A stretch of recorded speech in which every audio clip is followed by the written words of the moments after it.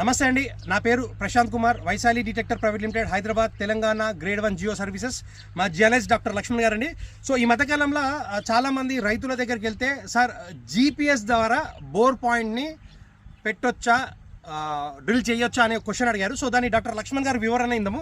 Sir నమస్తే అండి. నమస్తే అండి. సార్ ఈ జీపీఎస్ గురించి ఒకసారి రైతులందరికీ అర్థమయ్యేటట్టు చెప్పండి సార్. సార్ జీపీఎస్ అనేది నావిగేషన్ శాటిలైట్స్ ద్వారా తెలుస్తుందండి. ఎగ్జాక్ట్లీ మనకు ఆ పాయింట్ ఎక్కడనేది మనము ఏది లొకేషన్, పాయింట్ మీన్స్ వచ్చేసి గ్రౌండ్ వాటర్ పాయింట్ కాదు, లొకేషన్ ఎక్కడ అనేది ప్లేస్ అనేది తెలుస్తుంది.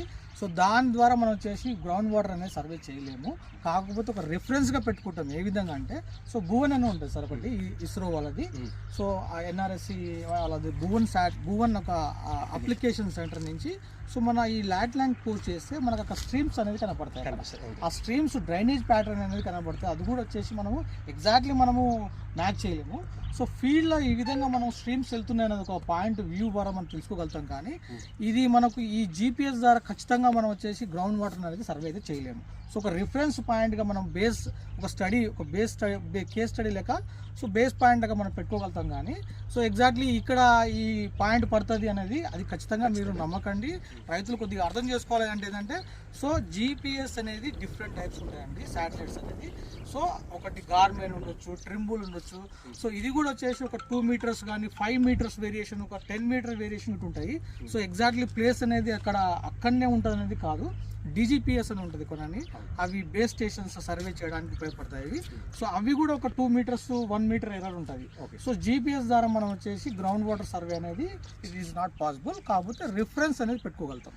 సో ఇదండి, అంటే ఎవరిని కించపరిచినాకో ఎవరిని మనోభావాలు దెబ్బతీయడానికి కాదు. సో ఇదేంటంటే చాలా మంది రైతులు జీపీఎస్ ద్వారా పిన్ పాయింట్ పెట్టొచ్చు, బోర్ వేయొచ్చు అని చెప్పి కొంతమంది అంటున్నారు కూడా.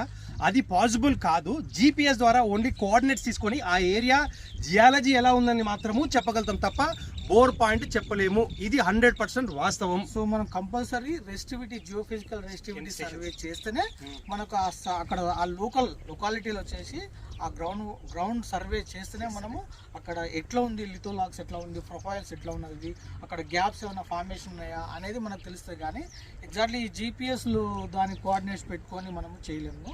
సో అది ఇది వెరీ క్లియర్ అండి. రైతులు దయచేసి అర్థం చేసుకోండి. జీపీఎస్ ద్వారా మనము ఎగ్జాక్ట్ పిన్ పాయింట్స్ అనేది బోర్వెల్ కోసం మనం పెట్టలేము. For more details contact Vaishali detectors 9966668073. Thank you.